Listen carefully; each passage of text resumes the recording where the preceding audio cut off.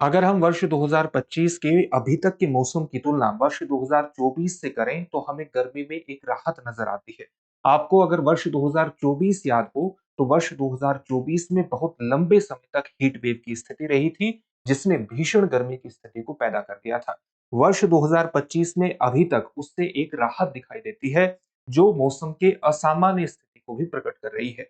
इसका क्या कारण है, चलिए आज जानते हैं इन न्यूज के प्रोग्राम में। सबसे पहले देखते हैं कि पूरा टॉपिक चर्चा में क्यों है। चर्चा में इसलिए है कि हाल ही में आईएमडी ने भी ये बात कही है और इस प्रकार की रिपोर्ट हमारे सामने आई है कि वर्ष 2025 का अभी तक का जो मौसम है वो अपेक्षाकृत ठंडा रहा है पिछले वर्षों के मुकाबले। एक ठंडा होने का कारण ये भी है मौसम का कि इस वर्ष मार्च, अप्रैल और मई में पिछले वर्षों की तुलना में एक अधिक वर्षा की स्थिति भी देखने में आई है और इसने पिछले वर्षों के मुकाबले मौसम की एक सामान्य स्थिति के मुकाबले एक भिन्न स्थिति को प्रकट किया है, यानी सामान्य से भिन्न स्थिति मौसम की देखने को मिली है। भारत मौसम विज्ञान विभाग यानी आईएमडी के अनुसार मार्च से मई तक देश भर में कोई भी रिकॉर्ड तोड़ने वाली गर्मी की स्थिति नहीं देखने में आई है। यानी गर्मी जो हीट वेव की स्थिति इस तरह के मौसम में पिछले वर्षों में देखने में आई है कि अप्रैल में ही और मई में बहुत बड़े स्तर पर हीट वेव की स्थिति देखने को मिलती थी, उससे एक राहत की स्थिति बनी हुई है और अभी तक रिकॉर्ड तोड़ गर्मी की स्थिति देखने में नहीं आई है। मई में सामान्य से अधिक वर्षा हुई है और इसने अधिकतम तापमान को भी कम किया है। तो आज हम इस प्रोग्राम में इसके कारणों को समझने की कोशिश करेंगे। तो सबसे पहले देखते हैं कि जो असामान्य मौसम हमें देखने को मिला है अभी तक का, उसके कारण क्या है। इसके कई कारण माने गए हैं। इसमें से एक कारण यह है कि इस वर्ष मई में केवल एक दिन ही ऐसा आया है जब हमें हीट वेव की स्थिति सामान्य तौर से देखने को मिली है और वो दिन है 1 मई का। तो अभी तक एक ही दिन ऐसा है जहां पर हमें हीट वेव की स्थिति देखने को मिली है, जो कि सामान्य से कमतर स्थिति को प्रकट करता है। जब हम हीट वेव की बात करते हैं तो हीट वेव का मतलब क्या होता है? हीट वेव का मतलब होता है मैदानी इलाकों में, अगर हम मैदानी इलाकों की बात करते हैं तो 40 डिग्री से अधिक का जो तापमान है वो हीट वेव को प्रदर्शित करता है। लेकिन इसके साथ एक और शर्त जुड़ी होती है। वो शर्त क्या जुड़ी होती है कि जो सामान्य तापमान है, सामान्य तापमान से जो विचलन होगा तापमान का, वो 4.5 डिग्री सेल्सियस से लेकर के 6.4 डिग्री सेल्सियस का होगा। यानी अगर कहीं पर सामान्य जो तापमान रहता है वो 35 डिग्री सेल्सियस का रहता है और वहां पर जो अधिकतम तापमान है वो कितना चला जाता है, वो लगभग 39.5 डिग्री सेल्सियस से ऊपर की स्थिति में चला जाता है, तो वहां पर हीट वेव की स्थिति मानी जा सकती है।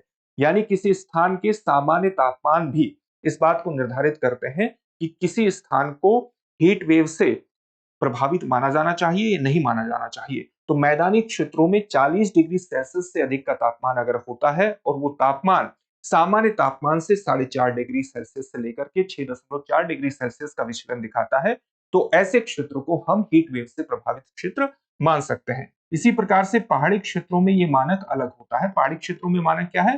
पहाड़ी क्षेत्रों में अगर तापमान 30 डिग्री सेल्सियस या उससे अधिक और सामान्य तापमान से जो विचलन है वो 4.5 डिग्री सेल्सियस से लेकर के 6.4 डिग्री सेल्सियस का विचलन दिखाता है, तो वहां पर यानी पहाड़ी क्षेत्रों में इस तरह की स्थिति को हम हीट वेव की स्थिति मानते हैं। एक्सट्रीम हीट वेव की स्थिति में सामान्य तापमान से जो तापमान का विचलन देखने को मिलेगा उस 6.4 डिग्री सेल्सियस से अधिक का देखने को मिलेगा। तो हीट वेव की स्थिति अभी तक अगर मई की बात करें तो मई के महीने में हमें सामान्य तौर से एक दिन ही देखने को मिली है, विशेष तौर से उत्तर भारत में।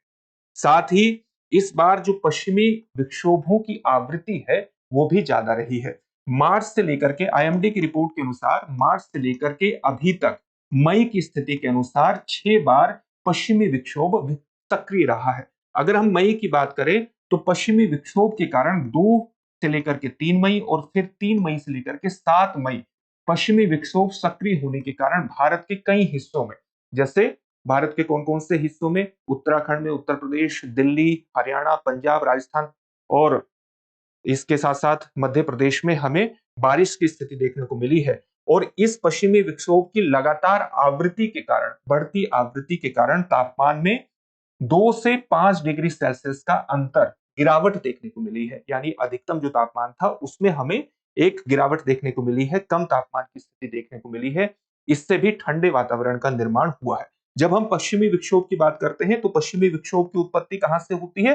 भूमध्य सागर से पश्चिमी विक्षोभ की उत्पत्ति होती है और ये पश्चिम से पूर्व की ओर बहने वाली हवाएं हैं। भूमध्य सागर की नमी को लेकर के चलती है और इनके बहाव में जेट स्ट्रीम की भी भूमिका होती है। जेट स्ट्रीम क्या होता है?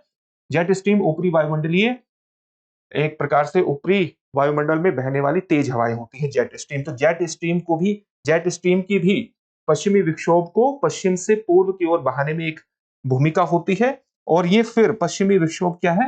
हिमालय से टकराते हैं और हिमालय से टकराने के बाद भारत के उत्तरी क्षेत्रों में विशेष तौर से जम्मू एंड कश्मीर, हिमाचल प्रदेश, उत्तराखंड के साथ साथ पश्चिमी उत्तर प्रदेश, दिल्ली, हरियाणा, पंजाब, मध्य प्रदेश, राजस्थान के बड़े क्षेत्र में इनके माध्यम से बारिश होती है।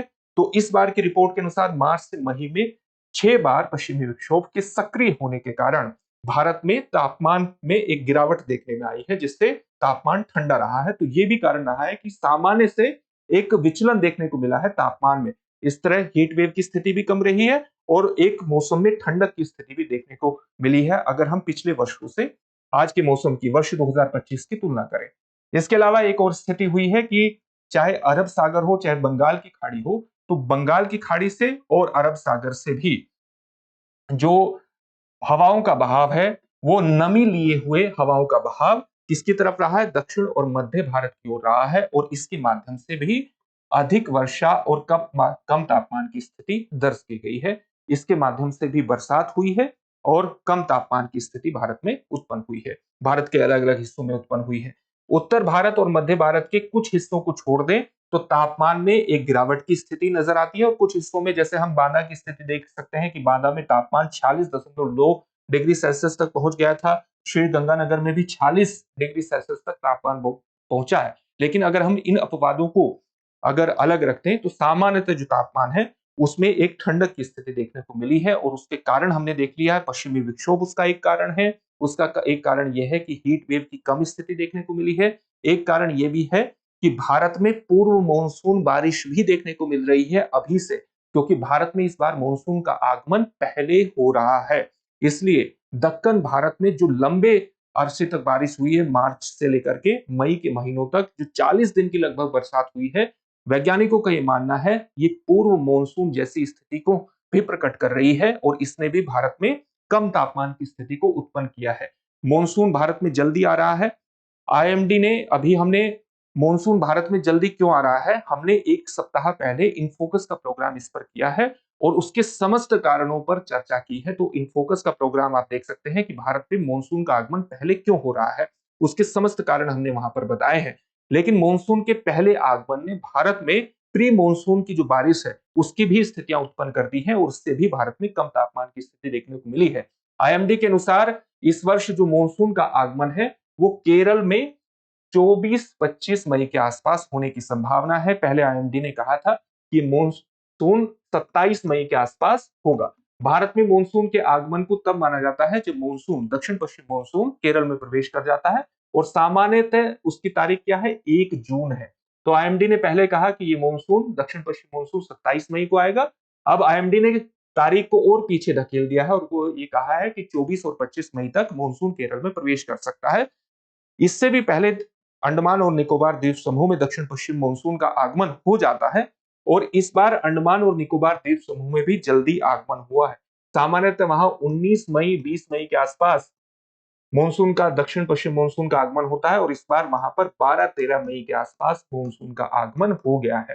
तो ये दिखाता है कि भारत में मानसून भी जल्दी आ रहा है और 24-25 मई के आसपास मानसून आने का मतलब है कि 16 वर्षों में पहली बार मानसून सबसे पहले आ रहा है, सबसे जल्दी आ रहा है। साथ ही आईएमडी ने ये कहा है कि दक्षिण और पूर्वोत्तर भारत में 18 से 24 मई के बीच भारी वर्षा, थंडर स्टॉर्म और बिजली गिरने की चेतावनी जैसी स्थितियां उसने बताई है कि भारत में भारी वर्षा, गरज तूफान यानी थंडरस्टॉर्म और बिजली गिरने जैसी स्थितियां उत्पन्न होंगी, विशेष तौर से दक्षिण और पूर्वोत्तर भारत में 18 से 24 मई के दौरान और इससे भी मौसम में एक ठंडक की स्थिति उत्पन्न होगी। तो हमने देखा कि कई कारण रहे हैं जिसके कारण भारत में जो तापमान है वो उतनी गर्मी देखने को नहीं मिली है अभी तक जितनी सामान्य तौर से हमें पिछले वर्षों में देखने को मिली है। इसका कारण क्या है? जलवायु परिवर्तन जैसी स्थितियों से ज्यादातर हमने यही देखा है कि हीट वेव की जो आवृत्ति है उनकी जो फ्रीक्वेंसी है वो लगातार बढ़ गई है। जैसे एक आंकड़े पर हम नजर डालते हैं, council on energy environment and water की एक रिपोर्ट के अनुसार भारत के लगभग 57% जिले अत्यधिक गर्मी की चपेट में है, जो देश की 76% जनसंख्या का प्रतिनिधित्व करते हैं। न केवल दिन के समय तापमान में वृद्धि हुई है, बल्कि रात के समय में भी तापमान में वृद्धि हुई है। ह्यूमिडिटी भी बढ़ी है, आर्द्रता में भी बढ़ोतरी देखने को मिली है, जिससे शरीर की जो ठंडक बनाए रखने की जो क्षमता है वो बेहद कम हो गई है, यानी हीट स्ट्रेस भी लगातार बढ़ रहा है। जलवायु परिवर्तन के कारण भविष्य में हीट वेव और अधिक तीव्र हो सकती है, इंटेंस हो सकती है। इसका कृषि क्षेत्र पर, मनुष्य के स्वास्थ्य पर, जल संसाधनों पर दबाव पड़ेगा। ये स्थिति हमें देखने में आती है। लेकिन अब हमें क्या देखने में आ रहा है कि हीट वेव जैसी स्थिति उत्पन्न नहीं हुई है। जितना सामान्य से अधिक तापमान होना चाहिए, उससे भी हमें सामान्य से अधिक नहीं बल्कि न्यूनतम तापमान में भी एक गिरावट देखने को मिल रही है। तो इसका कारण भी जलवायु परिवर्तन ही माना जा रहा है। कारण ये है कि जलवायु परिवर्तन मौसम के असामान्य पैटर्न को बढ़ावा देता है। उस ऐसे पैटर्न को बढ़ावा देता है जिसका अनुमान नहीं लगाया जा सकता। यानी ऐसा नहीं है कि हीट वेव की ही स्थिति उत्पन्न होगी। ऐसा भी हो सकता है कि बहुत ज्यादा बरसात की, असामान्य बरसात की स्थितियां उत्पन्न हो जाए। इसलिए इन सारी समस्याओं का समाधान की दिशा में आगे बढ़ने का एक तरीका यही है कि जलवायु परिवर्तन, ग्लोबल वार्मिंग जैसी समस्याओं का समाधान करने की दिशा में आगे बढ़ाया जाए और हमारे ऊर्जा के स्रोतों को ज्यादा से ज्यादा हरित प्रौद्योगिकी के आधार पर खड़ा किया जाए, ग्रीन टेक्नोलॉजी के आधार पर खड़ा किया जाए, ताकि जीवाश्म ईंधनों का इस्तेमाल कम से कम हो और भारत हरित ऊर्जा उत्पादन की दिशा में आगे बढ़ सके और जलवायु परिवर्तन, ग्लोबल वार्मिंग, जलवायु परिवर्तन जैसी समस्याओं की दिशा में ज्यादा से ज्यादा अपना योगदान कर सके और मौसम की असामान्य स्थिति कम से कम व्यक्ति के सामने प्रकट हो। इसका समाधान यही है। अब इससे संबंधित एक प्रश्न देख लेते हैं। प्रश्न है, वर्ष 2025 अब तक में भारत में गर्मी का मौसम असामान्य रहने के संभावित कारण क्या माने जा रहे हैं? आपके सामने ऑप्शन है। ऑप्शन ए अत्यधिक वर्षा और कम तापमान, ऑप्शन बी पश्चिमी विक्षोभों की अधिक आवृत्ति, ऑप्शन सी मानसून का समय से पहले आगमन और ऑप्शन डी सभी उपर्युक्त। उपर्युक्त सभी होना चाहिए, उपर्युक्त सभी। इस प्रश्न का उत्तर आप हमें कमेंट बॉक्स में कमेंट करके जरूर दीजिए। फिर से एक नए सेशन में आपसे मुलाकात होगी। धन्यवाद।